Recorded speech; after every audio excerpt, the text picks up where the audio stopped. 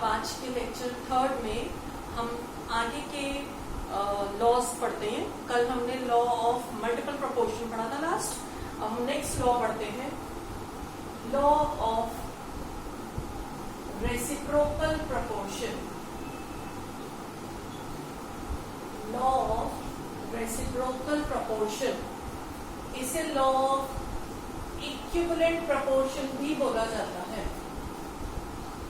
Equivalent proportion, ये law किसने दिया था बच्चों? ये लॉ दिया था एक साइंटिस्ट है रिचर्ड ने दिया था ये लॉ। क्या कहता है ये लॉ? देखिए, according to this law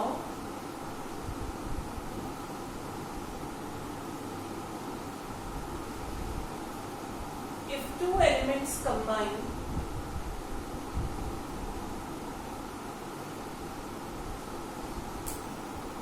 with the fixed weight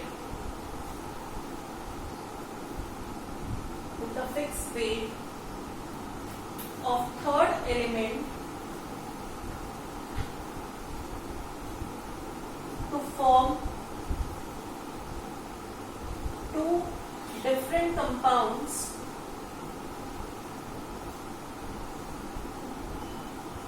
then the ratio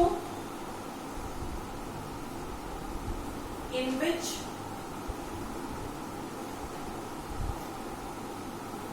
they combine is equal or multiple of the ratio is equal or multiple of the ratio in which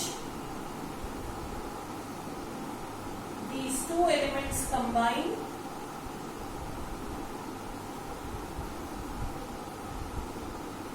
together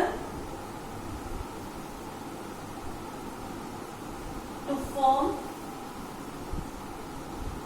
a third compound.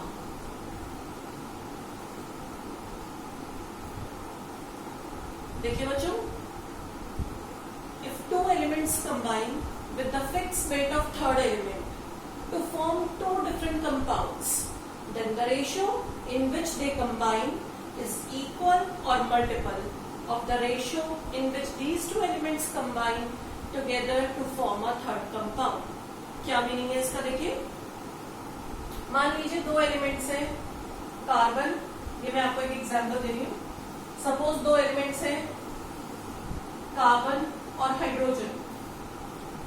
Carbon भी oxygen से combine करता है, hydrogen भी oxygen से combine कर लेता है और दो कंपाउंड बना लेते हैं, CO2 H2O।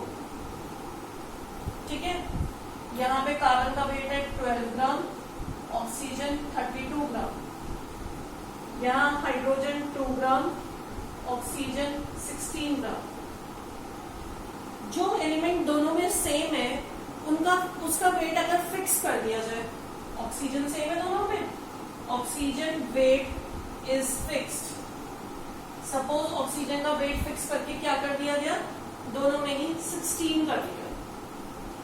यहाँ तो 16 है, यहाँ पे भी 16 कर दिया। अगर मैं इसका हाफ कर देती हूँ तो ये भी हाफ हो जाएगा, ये हो गया 6। Suppose oxygen weight is fixed, बाकी दोनों एलिमेंट के वेट का रेशो ले लो। क्या बचे बाकी दोनों? कार्बन और हाइड्रोजन। कितना आ गया? 6 और 2, 6:2, यानी कि 3:1। ये आ गया फर्स्ट रेशो।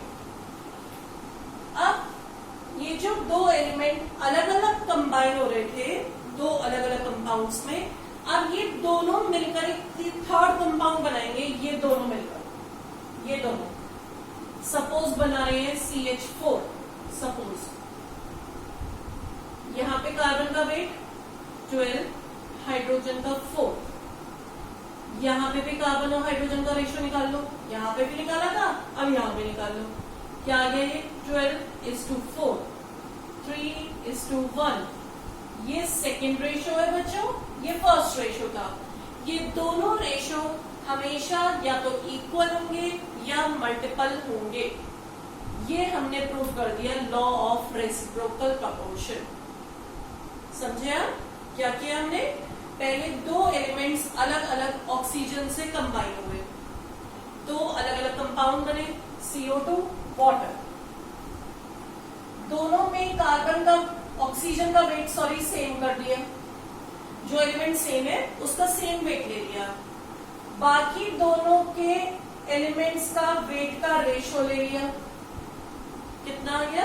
3:1। सिंपल, कितना कितना वेट है उसका रेशो। अब इन दोनों ने मिलके एक थर्ड कंपाउंड बनाया, उसमें भी इसका रेशो ले लिया। ये रेशो और ये रेशो हमेशा या तो इक्वल ही आएंगे या मल्टीपल आएंगे। This proves law of reciprocal proportion. Understood? और एग्जांपल लेते हैं।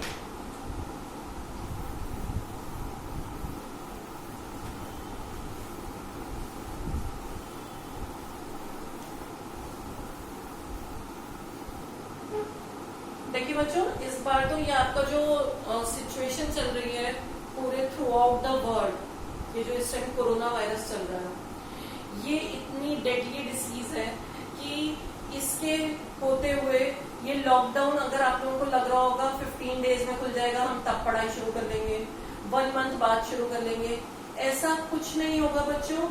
ये अभी बहुत लंबे टाइम चलेगा। अगर लॉकडाउन खुलेगा भी तब भी स्कूल्स और कॉलेजेस को खुलने की परमिशन नहीं मिलेगी, कोचिंग्स को भी नहीं।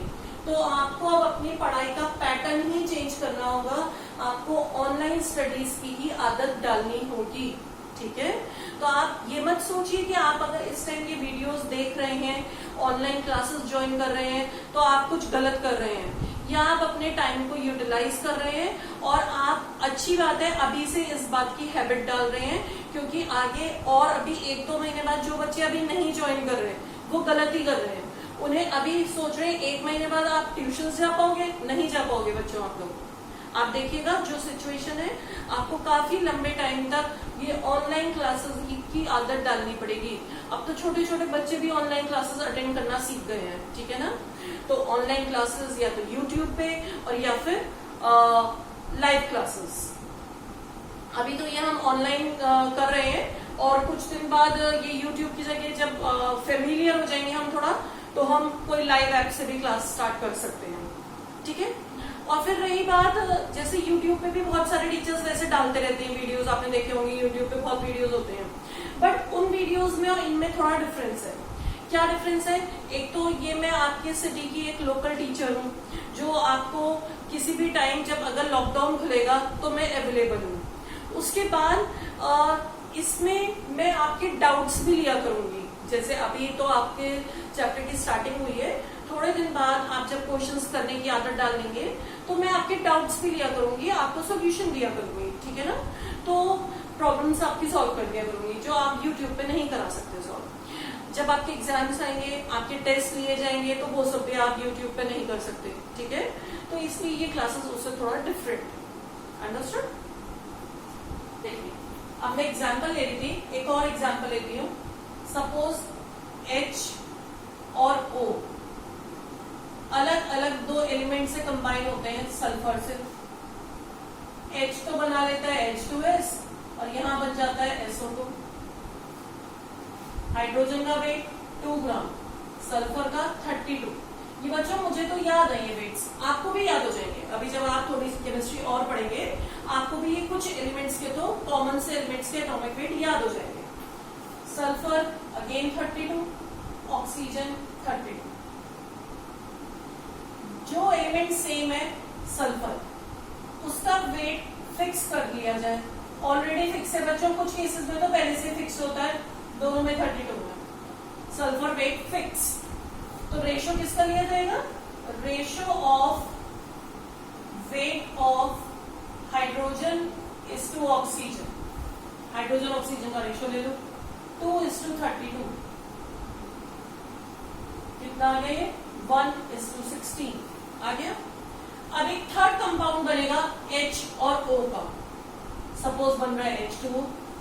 इसमें कुछ फिक्स नहीं करना, इसमें डायरेक्टली इनके वेट का रेशो ले लो, 2 ग्राम 16 ग्राम। तो ratio of H/O 2:16, that means 1:8। ये था रेशो 1, ये है रेशो 2। दोनों रेशोज क्या है? मल्टीपल। मल्टीपल रेशोज का क्या मतलब होता है बेटे? 1 is multiple 1 and 2 are multiple. इसका क्या मीनिंग होता है बच्चों? 1 and 2 आर मल्टीपल। देखो पहले वाला रेशो है 1/16, दूसरा वाला रेशो है 1/8। इसे आप सिंप्लीफाई करो तो ये भी तो एक और सिंप्लीफाइड फॉर्म में आ जाएगा। तो ये एक मल्टीपल ही तो हुआ। मल्टीपल मतलब उन दोनों को भी आप सॉल्व करके एक और सिंप्लीफाइड रेशियो ला सकते हो। ठीक है, तो ये मीनिंग हुआ मल्टीपल प्रपोर्शन। ठीक है, तो सॉरी रेसिप्रोकल प्रपोर्शन। तो ये मैंने आपको एग्जांपल किसका दिया? Law of reciprocal proportion. तो अब हम ये कह सकते हैं कि H2S, SO2 और H2O ये तीनों compounds law of reciprocal proportion follow कर रहे हैं। ठीक है, तो ये हमने पढ़ लिया ये वाला लॉ। अब हम नेक्स्ट लॉ पढ़ते हैं।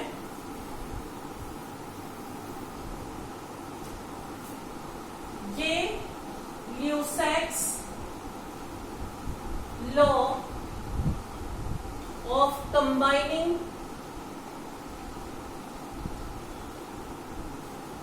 Lusak's law of combining volumes।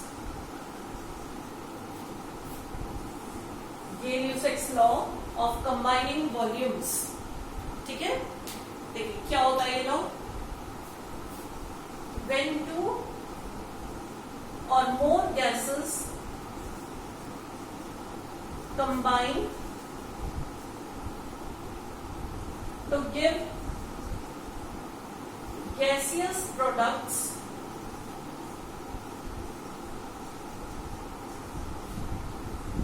then the ratio,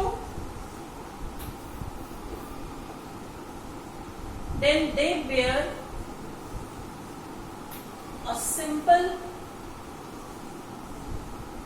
whole number ratio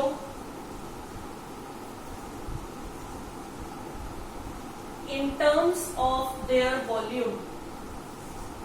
In terms of their volume। इसका क्या मीनिंग है बच्चों?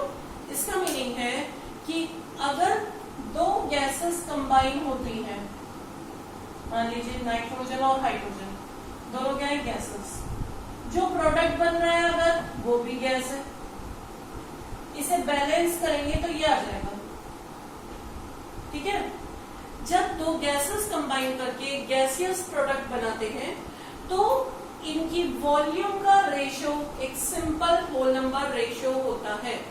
ये जो यहाँ पर कोफिशिएंट लगे हुए हैं बच्चों, ये 1, 3, 2, इनको आप इसकी वॉल्यूम बोल सकते हैं। यानी कि 1 volume of nitrogen, 3 volume of hydrogen और 2 वॉल्यूम ऑफ अमोनिया। तो 1 वॉल्यूम, 3 वॉल्यूम, 2 वॉल्यूम। अगर इसका रेशियो लिया जाए तो 1:3:2। ये एक सिंपल होल नंबर रेशियो है। सिंपल होल नंबर रेशियो क्या होता है बच्चों? मैंने आपको कल भी बताया था, जिसे आप और सिंप्लीफाई ना कर सकें। एक तो होल नंबर हो और बिल्कुल सिंप्लीफाइड फॉर्म में हो, मतलब आप और इसे कैंसिल नहीं कर सकते किसी नंबर से। तो हमेशा जब गैसेस कंबाइन होती हैं और गैसियस प्रोडक्ट बनते हैं तो उनमें एक सिंपल होल नंबर रेशियो होता है। बस यही गे-ल्यूसैक्स लॉ है। देखिए एक और एग्जांपल लेते हैं। H2 plus Cl2 giving 2HCl। ये भी गैस है, ये भी गैस है, ये भी गैस है। 1, 1, 2। तो 1:1:2। अगेन क्या आ गया? Simple whole number ratio. So gases combine to give gaseous product in simple whole number ratio. ठीक है, तो ये हो गया हमारा गे-ल्यूसैक्स लॉ। नेक्स्ट लॉ पढ़ते हैं। अब जो हम नेक्स्ट लॉ पढ़ रहे हैं ये हमारा लास्ट लॉ है, एवोगैड्रोस लॉ। बच्चों ये हम क्या टॉपिक पढ़ रहे हैं? Laws of chemical combination. कि मतलब जितने भी केमिकल रिएक्शंस होते हैं उनमें क्या क्या लॉज लगते हैं। Avogadro's law. एवोगैड्रोस लॉ क्या कहता है? Equal volume of all the gases at similar condition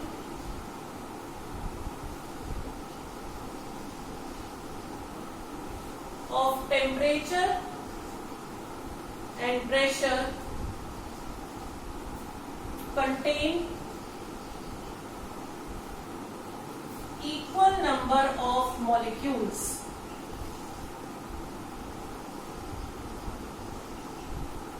ये कहता है एवोगैड्रोस लॉ। क्या? अगर सपोज आपने ले ली 2-3 gases H2, Cl2, O2, 3 gases ले ली, तीनों के 10-10 लीटर लिए, इक्वल वॉल्यूम 10 लीटर।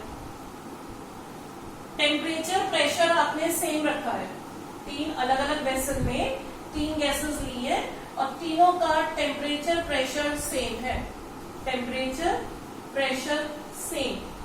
तो जो मॉलिक्यूल्स होंगे वो तीनों में इक्वल होंगे, इक्वल नंबर ऑफ मॉलिक्यूल्स।